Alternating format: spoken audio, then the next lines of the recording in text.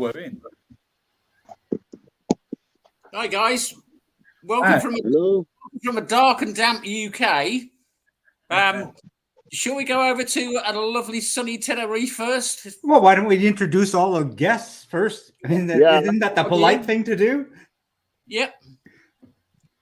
I'm John Minion from the UK, Northwest Kitco Owners Club. And you're the host of this show, are you not? Hosting, exactly, from the UK, where... Well, I'll let you all introduce where you are and where we're streaming from, and it's ended up with you in Canada, Jim, isn't it? And then going out worldwide. Yeah. Well, this is 7-Spot Jim, now to be rebranded as Gandalf the Magnificent because of the pandemic hair. Broadcasting to you from the palatial 7-Spot Studios in magnificent Vancouver, British Columbia, Canada, where it's freezing bloody cold and ice and snow about the ground. But that's my bio. I'll just leave it at that. And I'll move over to Tony to tell you all about himself. Hi there, friends and fellow owners. I'm originally English. I was born in England, but I left there when I was 21 years of age. I live here in southern Spain, in Andalusia. Outside there, fantastic place. Outside there, the sun is shining. Yeah, it's all right. It's fine, really. I have my little Lotus down in the garage, about 400 or 500 meters away from here. That's a Lotus 7, a Series 3, which is a lot of fun to drive. But it's not here in the house, so I can't take you for a walk around. Okay. Quentin? Hi, everybody. Yeah, name is Quentin. I stay in Pretoria, South Africa. And currently summer here by us, so it's very nice weather. It's hot, and enjoying the summertime, enjoying my 7. I've only been driving the 7 now for, I'd say, the past 12 to 14 months. Prior to that, wasn't familiar with 7 at all, but I think the bug has bitten, and I think it's going to be difficult to picture myself without it. Is there much of a following for 7s in South Africa? Are there many groups out there? Yeah, no, we've got our Lotus 7 club here in South Africa. We've obviously got some other private clubs as well. So no, there is most definitely a following for 7s in South Africa. Most definitely is. Okay, and any racing events or anything like that? Yes, no. We've got the Lotus 7 Challenge, which is circuit racing, which also takes place on a few racetracks around South Africa. But the more familiar racetrack where a lot of the racing takes place is at Swartkops Raceway. If you go onto YouTube and you put in Lotus 7 racing at Swartkops, you'll find there's a few guys racing their 7s and enjoying it big time. Excellent, yeah, because I think I know in the past the Lotus was actually banned from a lot of racing because they said it was too fast. If you look at the history of Lotus, he got himself banned from several race series.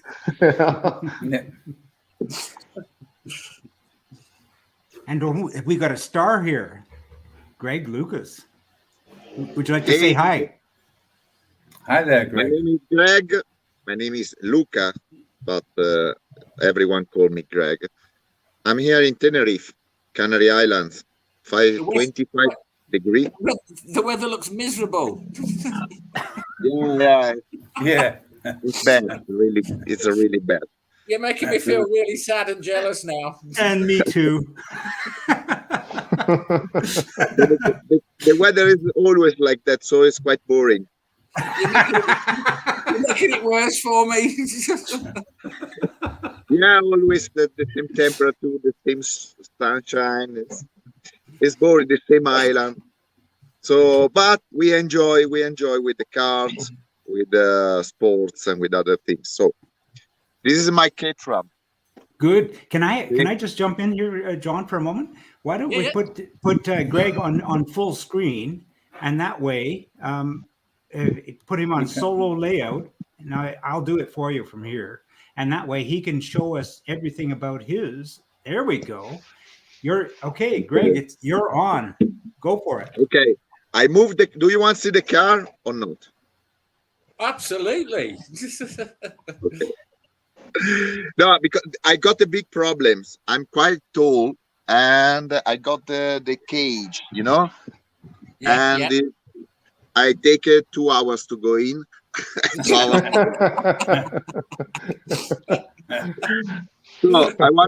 I wanna just move a few meters. I wanna move few meters away from the road, so there is less noisy.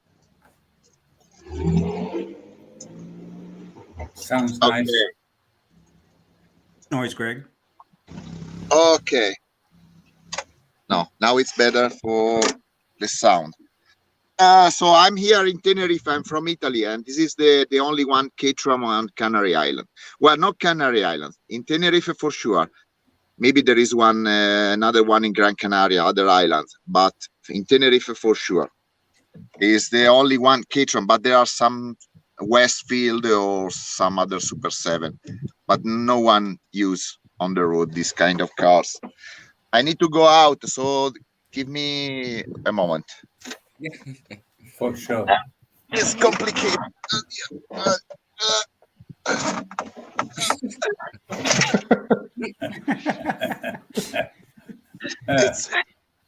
Mille grazie, Greg. Thank you. So, Very, very tastefully done, I thought. what? Well worth the effort. Yeah, definitely. What the? Okay, this is That the looks Caterham. great. Fantastic. Can I turn? I don't know if I can. Well, I turn like that. So Sure. the car is a Super 7 Academy. Mm-hmm. Caterham Academy, yeah. Academy, but the previous owner put a lot of road legal parts, so like the soft top and the screen, and they put the registration. So I still have the original registration on. Wow, The British nice. registration. Yeah. The car, I bought the car 2 years ago, and luckily this car was almost perfect because I bought online. I never seen the car, so I bought the car online, and the owner was in Caterham, so I bought the Caterham in Caterham. Mhm. Yeah. Wow. Well, it's a original color, it's a Gulf color from the factory, and it has a lot of extra, like more power, better suspension, and so on. Yeah. Do you know what engine is in it? 1.6 liter Ford is a 2008, so it's a Sigma. Engine, the Sigma engine. Yeah. Yeah. Nice. It sounds nice as well. It does sound nice. Yeah. It's if you want, I can turn on the. Oops, there is the. That was- It's so small, this car, for me.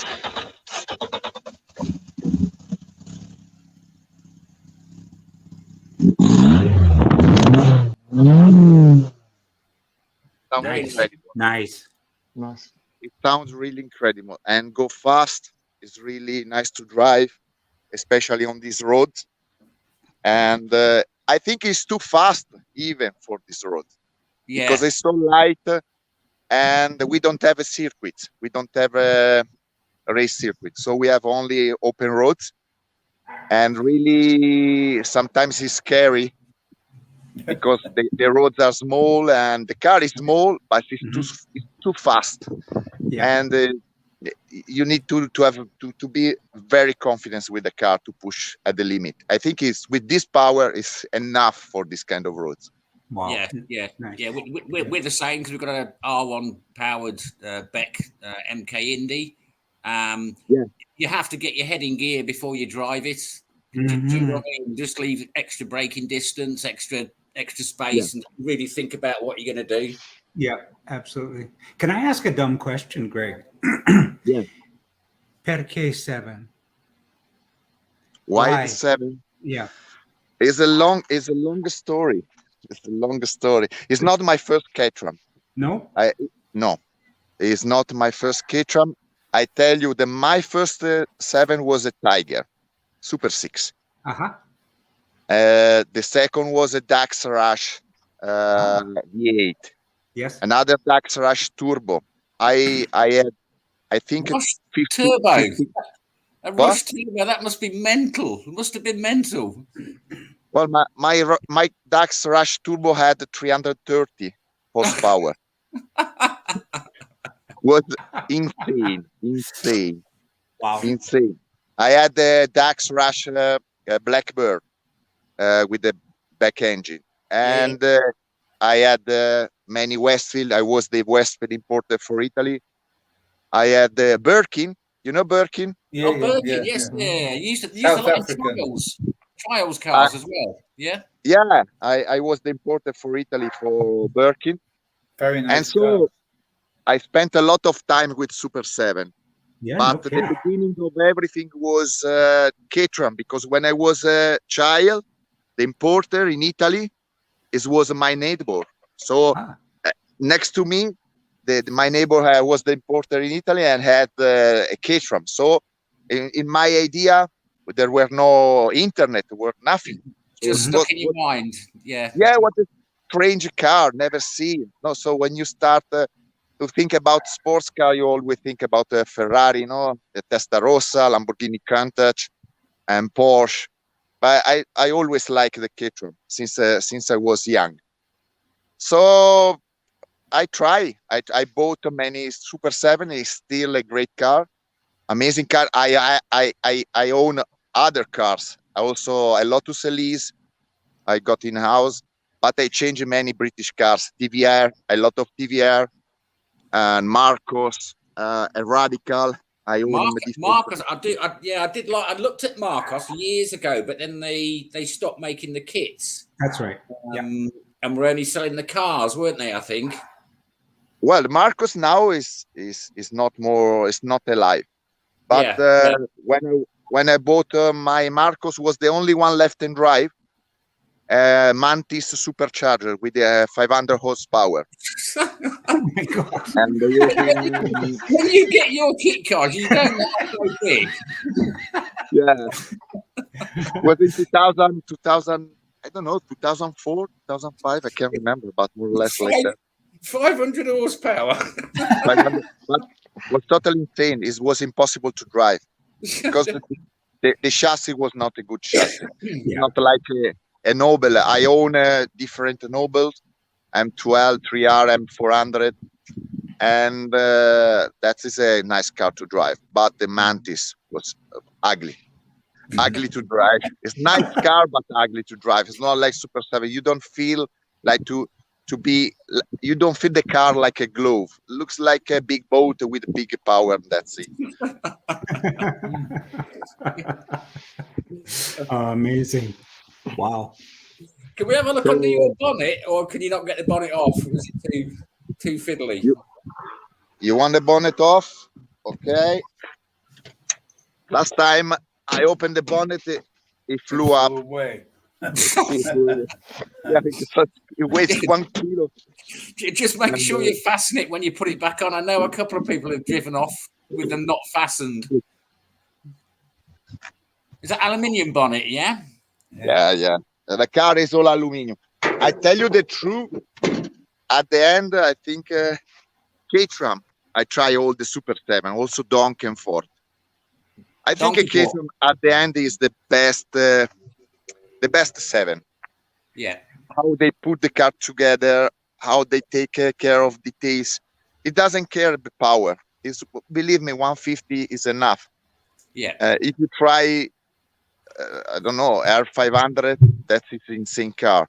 But if you try a Westfield or Dax, they are not like a Caterham. The Caterham is really the perfect Super 7. We looked at the Donkervoorts as well, but they're quite big cars, the Donkervoort, quite heavy as well. I tell you, the Donkervoort is more touristic. Yeah. So it's a nice shape, but it's wider, longer, heavier. It's 800 kilos almost. And and you feel. Any idea what your weight is? We on our MK with an R1, we're down to about just under 490 kilos. Yeah. No, I never try an MK. I never tried an MK. Yeah. But they're quite light. Weight of yours must be what, 500-ish? What? Kilos? The Caterham? Yeah. The Caterham, I suppose, with the cage and everything is 550, 560. Yeah. Look, this engine is you. Well, this manifold in plastic manifold. It's not nice to see. It's not the best engine to see. That still looks tidy, though. I tell you, What? it looks good to me. Yeah. Yeah, but when you have a full body throttle, so you have a carburetor, it's much nicer than plastic. It's all plastic. Yeah, I don't know. But this is there are the rules. It's 2008, so it's quite new. I just put a new battery on. Look, the weight says 860 kilos full. Yeah. By the way, I suppose it's a 500, less than 600. Yes, yeah. So are there many? I guess there's not many clubs or groups where you are. Then you'll have to start your own one.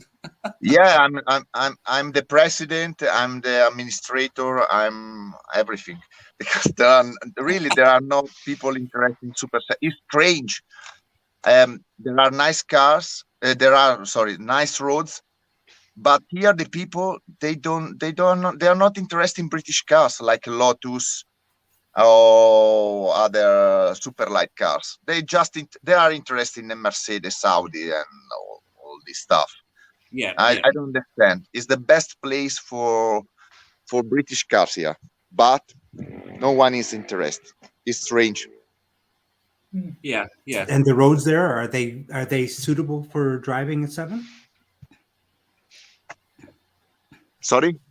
I was asking, the roads in Tenerife, are they suitable for driving a 7? I think they are better than in Italy and England. I know England, but here the roads are perfect. They do the roads every 3 years. Wow. So I don't have problem with the 7, with the Lotus. There are some bumpers, some place where in the city or in the town center they put some ramps. Yeah. Like that, a small ramp. But all the time you don't have problems to do. You've got a fan here, Greg. Fausto says hi, Greg. Message just popped up from Fausto. Yeah, hi, Greg. That's me doing that in the background. I'm your studio assistant today. Okay. Thanks, Jim. You're welcome. It's all free. Also, if you wanna come, you are invited. Yeah. Okay. Great. Fantastic. I'll be there next week. Anyway, here we got someone must be someone on Facebook, but on probably on the 7 Spot channel that is saying, no, I don't want winter vacation. Anyway, we have winter holidays on this side of the pond because I guess it's cold and miserable wherever that person is, just like it is for us. I'm just going through to another one, if you don't mind, John. Yeah, all right. Someone says, hi, Jim. Happy New Year from Ireland. Ooh, I like that. I think I got a good idea who that might be. We're going to see that person soon in another show. You have to stay tuned. And then also another Facebook user is saying they haven't identified themselves, but that's fine. And they love your orange stripe, Greg. Just fantastic. Thanks. Okay, I got that out of the way. What a beautiful car. It's a lovely color. I like that. I do like that color. That spray paint. Yeah, it's not gel coat. It's sprayed. Yes. Well, I was lucky because when I saw the car on internet, I say, wow, this is a really good color combination. I suppose the color was a custom color made, from the previous owner. But I discovered was an original color. So the owner requests directly at the factory. So this is the original paint from the factory, and well, it's was an extra cost, but is the car is totally original Wow. from the factory. Very nice, yeah. So Looking very smart. quite unusual color from the factory. Usually, you know, the people they like a golf color, but they made after they buy the car, they change the color. But this one was really from the fact and very important, and that is surprised me. And they say, okay, I'm gonna buy. This is an anniversary edition. It's 50 years old anniversary. Wow. So Nice. it is a 2007 model, but was registered in 2008. Nice. That little subtle detail with the 50, I never knew that. About the anniversary one, yeah. Che bella macchina. Grazie. Thank you. By the way, well, this is a UK specification. It's not a European specification car, because you know there are the difference. European specification has different things about the UK version, but this is a full UK version. Well, it's right and drive, but has specific details about like the injection system. That is the ECU is different between for the homologation, you know, between the UK and Europe. But this one is a full UK spec. Wow.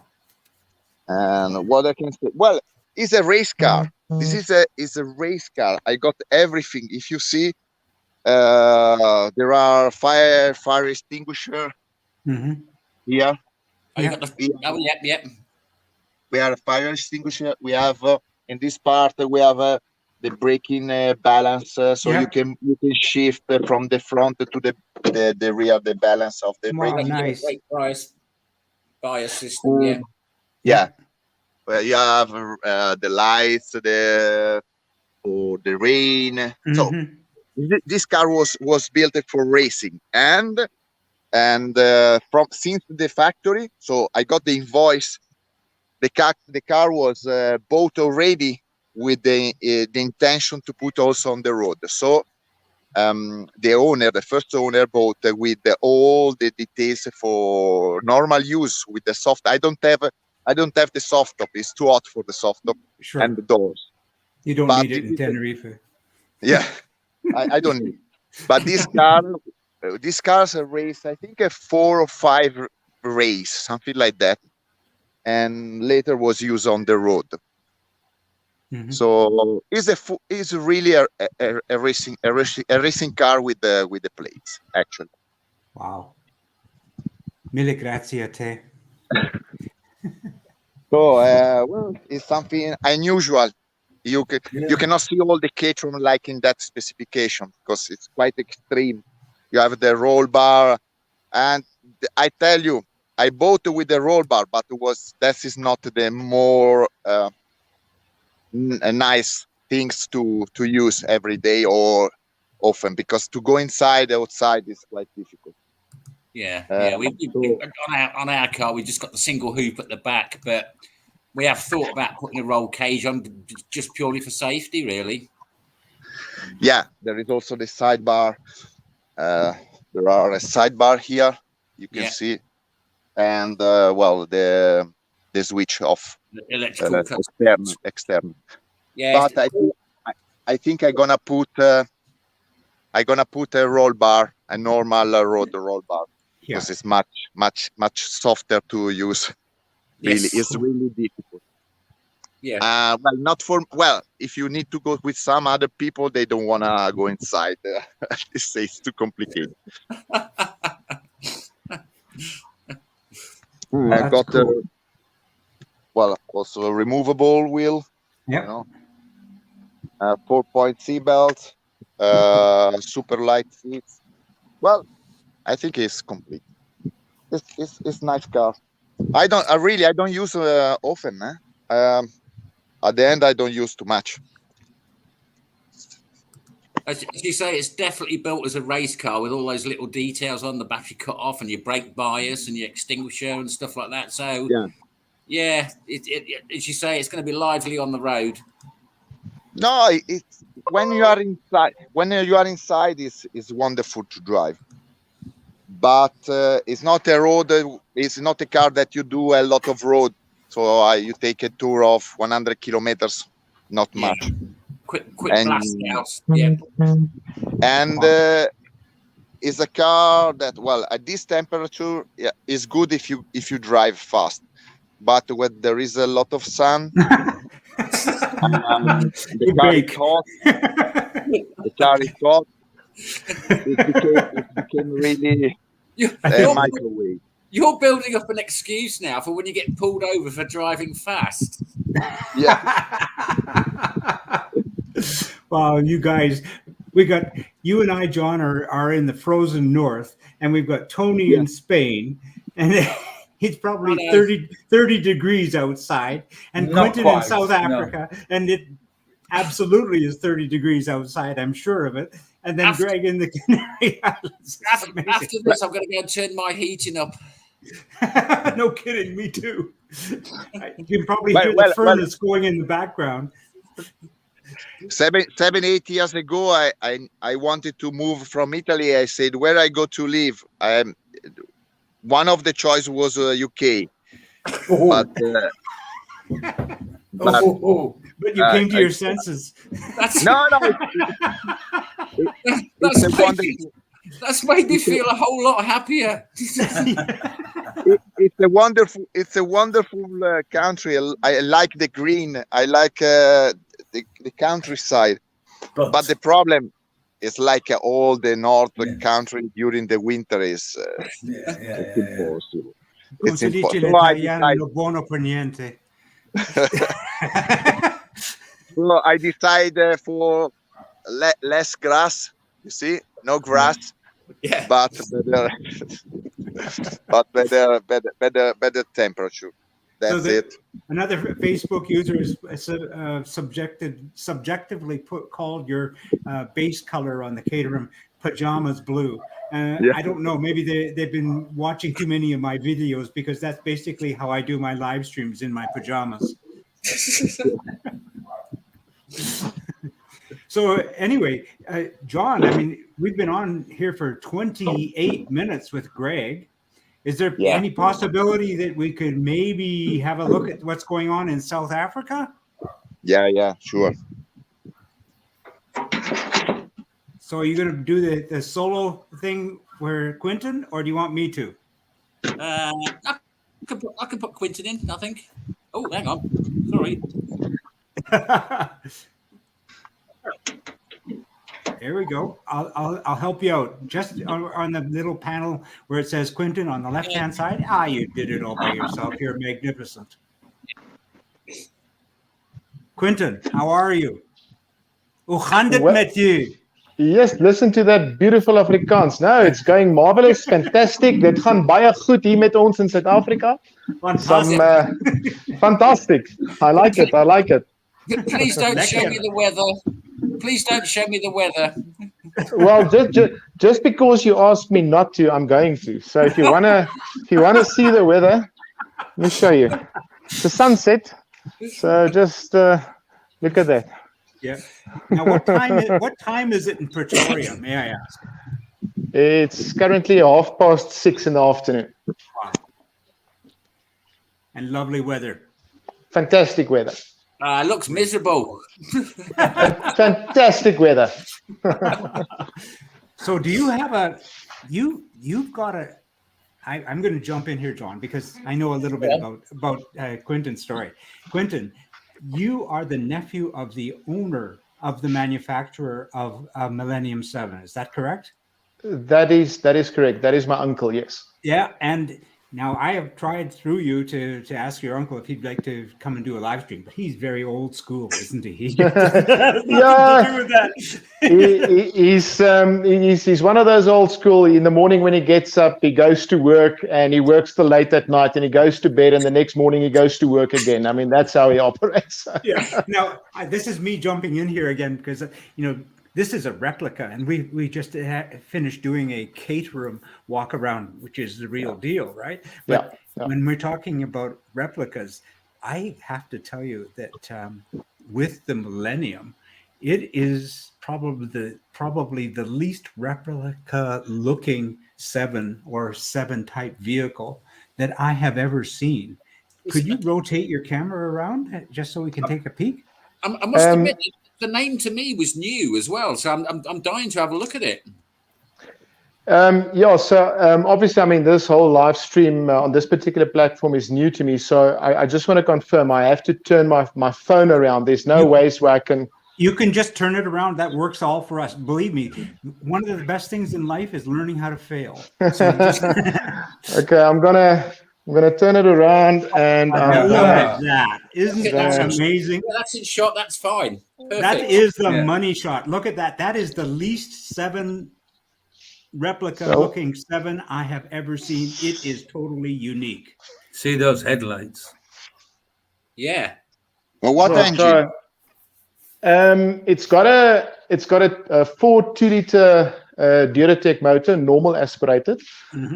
The plans are to maybe in future maybe go the turbocharged route, but as it stands now with the power to weight ratio, I don't even think a turbocharger is necessary. It's gorgeous. You were kind enough to send me a bunch of photographs, and one of the places I found you on Facebook was in a location in Australia. Now, Millennium 7 has an outlet there as well. And I was looking at their page and looking at their lineup of cars, and I said, I think that's Quentin's car. How did Quentin's car get to Australia?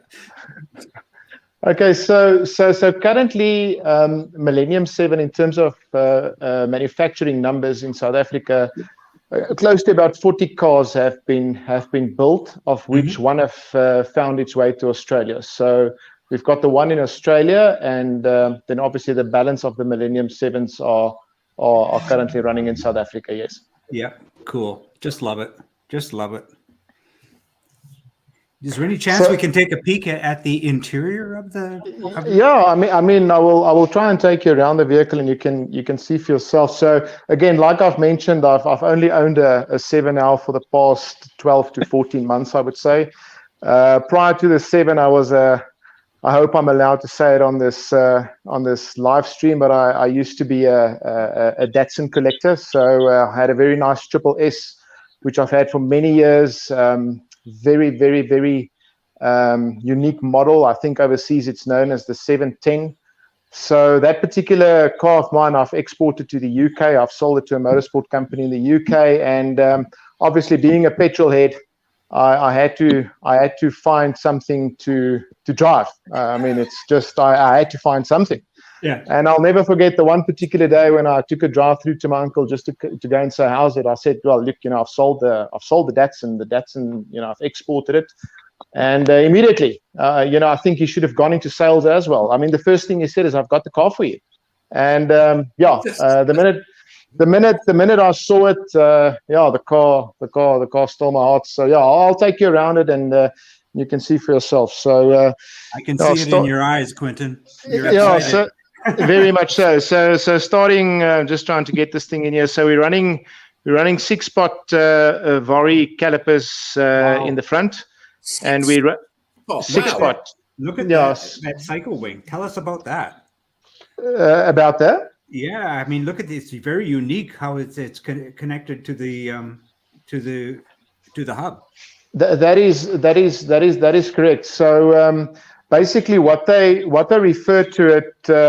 I'm obviously just getting the terminology right here. They call it a wheel pant design.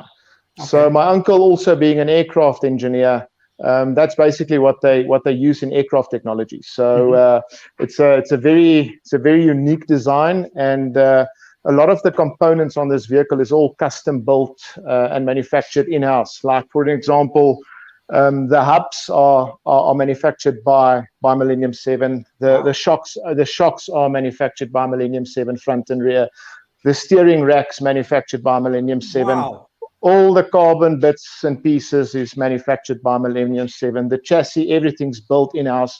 So let me just there where I've started. So so there's your front brake. Then obviously going around in there. That must keep the weight down on those front wing stays. So moving around the car. I hope I've got it all. In here. Yeah, that's fine. You're fine. You're doing fine. So exhaust. I've just recently changed the exhaust to come out on the side over here. The rear brakes, like I've mentioned, it's a 4-pot caliper that we're running at the back. And stopping power that has. No, most definitely. I mean, you need brakes. So interior wise, that's what you can expect. And then also that is so tidy. Look at that. Yeah, the seats are also manufactured. The actual mold of the seats are also manufactured in-house. And this is actually the only Millennium 7 that's got this wing that's mounted on top of the roll cage. Now, initially when I bought the car, there was a lot of debate.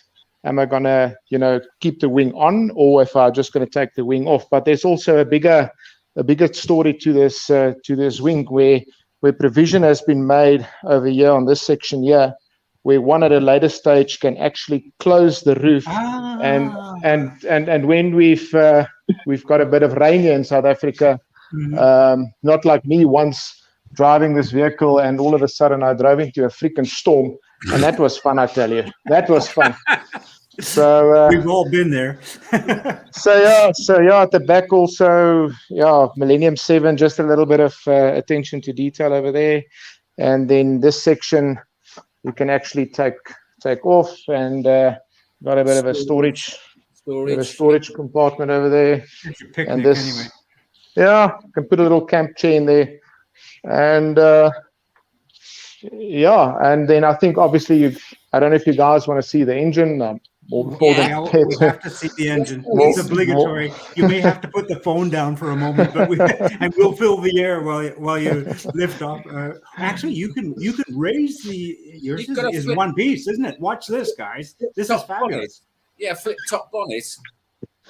So the pedal box also, I forgot to mention that the pedal box is also manufactured in-house. So it's not something that was purchased, it's something that was manufactured all in-house. And then engine, that is what you can look at. Okay, again, like Greg's very tidy engine bay. No kidding. Yeah, that's very tidy. So I'll just walk around to the other side. Something also quite interesting about the Millennium. I mean, the project has been, I won't say the project, but the whole Millennium 7 has been running for the past about 20 years here in South Africa. So on the technical side, what I do know about the vehicle is obviously it's a 2-liter Duratec motor mated to a T9 5-speed manual gearbox. We're using a E36 BMW differential. By the way, this one's also got a limited slip diff. So it's got a short gear ratio. It's got a 4-4 ratio, so it's very short, but it's nice for acceleration. I think 4-1 would have been a bit better, but with the 4-4 diff ratio is quite fun to drive, I must say. Yeah, and also on our car, we've got a very highly geared diff as well. Tops out about 120 on a good day. So that your probably max top speed is probably about the same, I would have thought. Yeah, roughly. It's good for acceleration, though, as you say. Very good for acceleration. And then, I can mention I have also had a bit of a chat to my uncle earlier today, and I know behind closed doors they're very excited about the if I can call it facelift Millennium 7 that's coming. So they're busy with a complete new I won't say complete new design. I've seen a couple of pictures. It's awesome. But there's most definitely going to be some very nice bits and pieces like wishbones, all of that's going to be all billet manufactured in-house. So exciting things to come.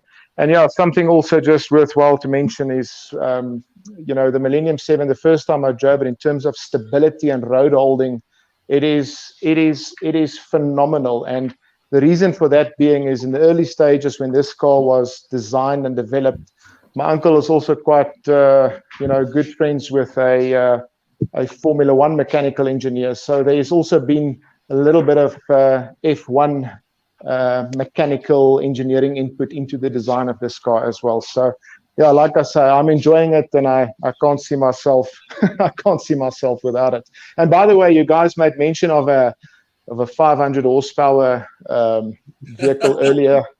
I can actually, John or Jim, I can send you pics. You must see they've actually built a Millennium 7 with a 13B turbo rotary engine. In a Millennium 7 that pushed out 900 horses. So, oh my God in heaven! I actually could have bought that vehicle as well, but me and my wife took it for a drive, and I pulled off, obviously, full racing clutch, all the nice bells and whistles, like I said, proper monster. And I pulled off. I think I stalled it like 2 or 3 times, because if you drop the clutch too quickly, the thing just wants to freaking wheel spin. So eventually, when I got it right, pulled off first gear, went second gear, and I've driven fast cars, and I just squeezed the accelerator gently, and the minute that turbo started to spool up, my wife just grabbed my leg and she said, "Listen, no."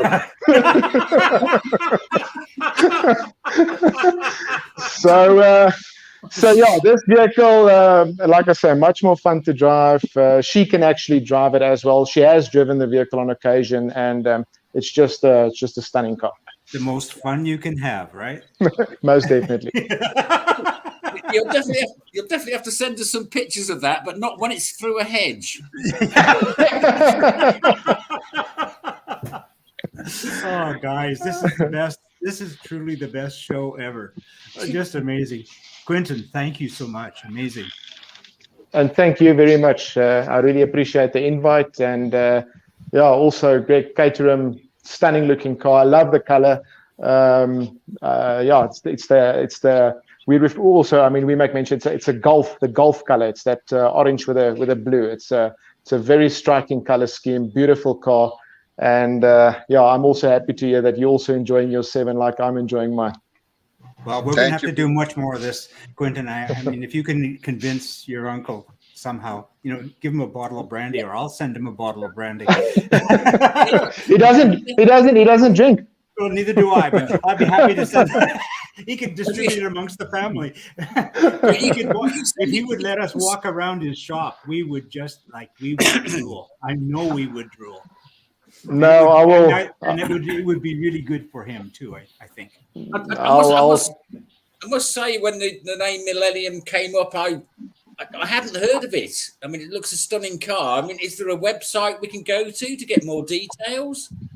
At this stage, unfortunately, not. There is a website that's on the that's got a domain, but that's a very old website. So I would say the best would be is if you want more information. I mean, you can talk to me. I can hook you up with my uncle, give you his email address, like I've given his info to Jim as well. And like I say, with a new Millennium, he also said at this point in time he's also looking to see if he can get an agent in the States, because his plans are also to try and see if he can get a new Millennium there'll be into the people States. lined up. They would line up for that car. They would absolutely line up for it. I will say this, John, if you're interested, Facebook has a page for the Australian Millennium 7 site, and you can have a look at that.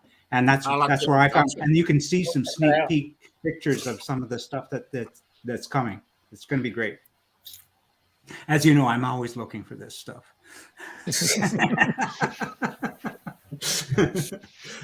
Oh, guys, thank you so much. What a wonderful treat to have this. We're spanning the world again. We got John. Are you in Liverpool or that general area? I'm in the Midlands, Oh. Evesham. Okay, Near you're Birmingham. in the Midlands, Birmingham. and I'm in Vancouver, British Columbia. Tony is in Spain.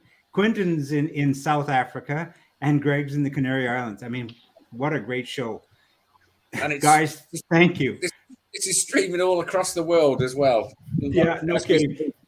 Guys, I'm stealing your microphone a little bit, but I do want, the reason why we've got John, myself, and Tony in here is I do want to say something. And now it's really about what we're doing, and with West Kit Car Owners Group. And the reason why John is involved is because he's helping to be a host, and he's going to be able to create all kinds of stuff that you're doing in the kit car scene and bring that to us, but it's also for your group. That's really, I've always said, it's never about me. It's about you and the whole Seven movement.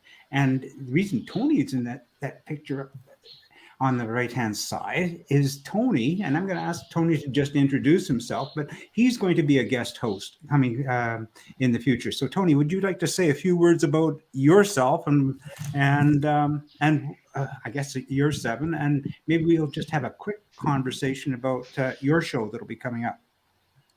I didn't know that I had a show coming up. Oh, you will. We will have to do it with the phone, because then we can actually go to my car and walk around my car. Yeah. Because it was constructed in Argentina with a Lotus license. So there were 47 of them were built. Yeah, I've got a very early video of it was just a very small clip of the Argentina Lotus production. I'll stick it up on Seven Spot again. I'll see. You may have well seen it. I possibly have, but I maybe haven't. He may have been in it. Well, my car has been featured in the Historic Lotus Register. Yeah. Just because the South American Sevens were also featured, because people didn't really know that they existed. They didn't know that they were genuine Lotus cars. And nor did I. When I first saw it, I didn't know that it was a genuine Lotus. It looked like a Seven. It is a Seven. There are only two of them in Europe. One's in France, and that's the one with a twin cam engine. Mine has got the overhead valve with a downdraft carburetor, but a cross-flow head, and it makes a lot of noise, and it goes quite quickly. Don't all Sevens. Yes, I guess so. And he's a brave soul, one of the old school guys without a roll bar. No roll bar. No. My first Seven that I owned when I was a lad, back in the day of 1967, I suppose it was, they didn't even have seatbelts. It just was not part of the specification. Really? So there was no roll bars, no seatbelts, and you just drove it. That's when racers had balls, I would have to say. Well, on the English roads, it was. But you're 21 years of age and you don't care. Yeah. So that I'm 72 and I don't care. Oh, yeah, exactly. So I had this original Seven when I was a lad, and then when I went traveling the world, I sold the Lotus. It was part of getting rid of stuff so that I could go traveling.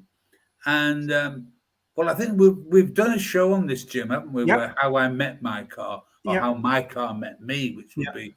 But so I don't think we need to go into it too much here now. We can do another show, but we can certainly do that. And if you don't mind me just jumping in, there was another thing you had mentioned in that particular show, is you thought it would be a good idea if we took if you perhaps could visit the odd place or two that you have come Yes. into in your wonderful drives in Spain and Oh, well, and do a live stream yes. potentially that way. And Sounds excellent. yeah, and that's kind of why I suggested maybe we can do the diners and drives sort of theme for what you're planning to do. But we'll work on that. And I know that I set you up to meet another gentleman in Spain, electronically, who's in Barcelona, who used to be the distributor of yes, you mentioned Westfield this. Yeah. in Bogota, Colombia. So Yeah. I'm thinking we've got a nice documentary. He's going to be a character, isn't he? Yeah, I guess he probably will. Hopefully Yeah. he's watching, and we'll be able to put together a show. And I don't think it'll be a live show, but we'll put together a recorded documentary so we can tell the tales Yes. of the 7 movement in South America. Yes. That'll be interesting. Yeah, I'd love to see that. Yeah. Yeah. Well, why don't you bring us all in together again, John, so we can say hi and goodbye. Hi Yep. and goodbye. It's been a pleasure listening to you, both Greg and Quentin. Yeah, thank you so very much. you. Yeah, Thank you to everyone. I can't say enough. And looking at your cars. Yeah. Yeah. So, I mean, Thanks. they're all 7s. They're all 7s, but there's such a fantastic difference between all the different 7s that there are. Yeah. And, it all started from Mr. Chapman in 1957, just scribbling some ideas down on a piece of paper. Yeah. And it just won't die. It just won't die. Because they're all such fantastic cars. This is the thing. And anybody that's driven one knows that. Yeah.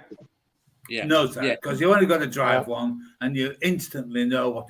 Well, did you see Quentin's eyes when he talked to he first introduced her? His eyes just grew. Just lit up. It just lit up. Yeah. Guys, I'm gonna say thank you so much. It's been great, and we're just scratching. This is the part of the iceberg that lives above the water. We're beginning to do so much more. We've got 10 hosts now, and I've got another 4 seats available for more seats around the world for more hosts. And as we are going through the process of training, John is now taking the reins. And look at a wonderful job you did, John. Say thank you so much. And we've got more training. I'm going to be a busy guy training people all over the world. I must say, distance-wise, this is probably one of the furthest we've streamed. If you look at the distances involved, and it all going back to Canada. Well, I haven't added it up, but it's right up there for sure. Anyway, it's been great talking to you guys. I'm going to go and put my heating on. Yeah, and I'm going to say thanks a bunch, guys, and we'll see you at 7 Spot. I'll see you.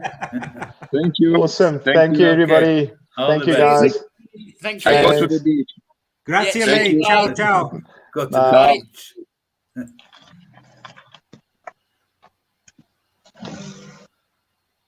You did great, John. Everybody, Yes. thank you again. We're off air now, but I just wanted to say thanks. That was awesome. Yeah. It can only grow bigger. It can only get more